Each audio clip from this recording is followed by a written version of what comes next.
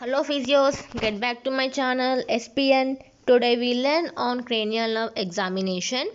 Firstly, we will deal with first cranial nerve, which is olfactory nerve. Before going to test, we need to remember the 3 points. Firstly, the patient eyes must be closed off and the patient occludes through nostril. And third point is the stimulus must be presented to non-occluded nostril. These are the 3 points to be remembered up. As this olfactory nerve is responsible for the sensation of smell, and you need to be known few other points like the smell. It is tested by using non-irritating volatile oils, and each nostril is examined separately when the other nostril is closed. You can use some substances like coffee powder, camphor, and the patient is asked to breathe heavily and identify the substance. If there is any disorders or inability to smell, that is anosmia, that is due to the absence of sense of smell. It may be causes some head injury. It may be due to the atrophy of olfactory bulb also. If there is any dysosmia, that is disturbance of smell also. These are the points to be remembered up to the olfactory nerve examination. When next coming into the optic nerve, it can be tested up by your three test. One is your visual acuity, two is color vision, three is visual field. Your visual acuity can be tested up near field and far field. When it is checking your distance vision by using Snellen chart, the chart is placed at a 6 meters and ask them to be read up. And it can be done by small d by capital D. It is small d is it is your 6, and capital D it means where you can see it. You can see here 5, 6, 12, 24, 36, 48, 60. You can be calculated to that alphabet number. That comes your visual acuity calculation. And when you are going to check to the near vision by using Jagger's type, it can be examined both eyes, and the patient must be look up into the pinhole and ask them to be read up. It is according to the size also, Jagger types. When coming into the color vision, that can you see all the colors actually? If not, it might be any color blindness also. Next comes your visual field. Your visual field can be checked by using the confrontation method. It is the most commonly method. So ask the patient to stand in front of you and ask to look it up. It can be done by using the object like finger or any pencil object. The testing object, it should be moved in the visual field, that it should be placed in the center, and the object should move to the sideways. That is the object, the without moving your eyeball, you should be looked up. How far you can be looked up, you should be looked up, and also your eye, one other eye should be closed up. And examination of cranial nerves 3, 4, 6, that is oculomotor, abducens, and your trochlear nerve. Oculomotor, firstly there are six muscles to be looking up. There are superior rectus, which is mainly for looking up and outwards, inferior rectus, which is looking down and outwards, superior oblique looking down and inwards, inferior oblique looking up and inwards. Where your lateral rectus and medial rectus moves into the laterally and medially, that is your abduction and adduction respectively. When coming into the ciliary muscle, that is your constriction of your pupillae, your pupil gets constricted.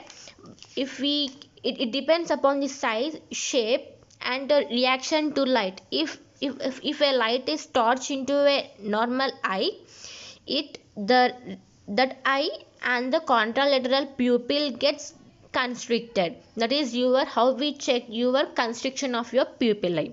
And you can also check the testing up of your eye movements in the form of H pattern. This is the H pattern to be drawn to check up the eye movements. And also you can check for ptosis, that is your eyelid getting drooping off. Next, if your pupils are equal and approximately dilated, you can also be check if your nystagmus. It must be watch the patient's eye, that is your eye, the patient's eye can be moved in a direction certain rate, it might be in a slow or a speed manner. Next comes into the reflexes. We have two reflexes, consensual and accommodation reflex. Firstly, we'll deal with this pupillary light reflex. It is direct and consensual. Make sure that you should be keep your hand between the two eyes and torch from the side. You can see your swinging light, it will be testing up. Normally, when the pupil, if you get torch into rapidly, then it is your direct. If it is simultaneously, the other pupil constructs in the same way, that is your consensual light reflex. It is both. Will did with this is also, yeah, purpose of testing. It is also pupillary light reflex, where your optic nerve controls the direct pupillary light reflex and your oculomotor controls the consensual pupillary light reflex. You can see here pictures, it is normal both pupils constricted and the other eye getting constricted. It is due to the loss of consensual pupillary light reflex. And cranial nerve 2 lesion, it is loss of direct pupillary light reflex. It means it is both efferent and afferent. When coming into the accommodation reflex, now ask the patient to look at the mark on the wall. After watching the wall, suddenly you place a finger and ask them to look at the finger. So you can see the size, shape and equality and regularity by checking this accommodation reflex. This is called perla. In a exam point of view or in Viva, they can ask what is perla. Perla, it is pupils equal, round, reactive to light and accommodation. We can have some pathologically, neurologically disorders like it may be dilated of pupil. You can have drugs, cocaine, eye drops, mydriatric. It may also due to the nerve palsy, any associated ptosis, that is your eye drooping, and it might be any strabismus. Strabismus nothing but your squinting of eyelids. You can see your holes. Other pupil. Other pupil is nothing but your pupil is larger than normal. That is your dilated. It can be associated with syphilis. And you can see here Argyll Robertson pupil in neurosyphilis. It is nothing but on both eyes bilaterally your small pupils that can reduce in size on a near object but do not constrict when it is exposed into the bright object, that is your Argyll Robertson pupil. Next, coming into the trigeminal nerve, which is most important. In this we will test into 4: sensory test, motor test, jaw jerk and corneal reflex. Firstly, we will enter into the sensory test. This test can be done on the face by touching with the help of cotton ball and ask the patient whether it is touch or not. If they sense, and they should be also count 1 2 3 s I feel, s I feel, s I feel. Firstly comes to the forehead, that is ophthalmic division, that is V1. Next comes to the cheeks, maxillary, V2. And third comes to the chin part, mandibular, that is V3. So sensation must be an intact and equal bilaterally, that you need to check on both sides. That comes your sensory function test.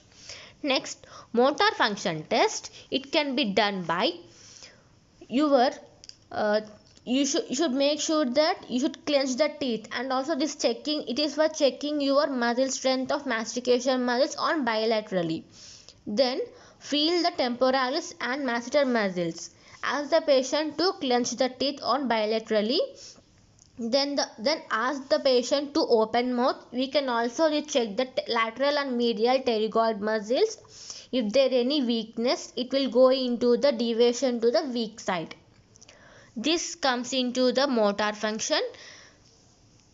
And testing your trigeminal nerve in a jaw jerk, ask the patient to relax the jaw as you can see in this picture and place the finger on the chin and tap it with the help of hammer. Next, you can closing of your mouth is the response. If we say normal, it is a brisk. It is exaggerated, it might be pathological.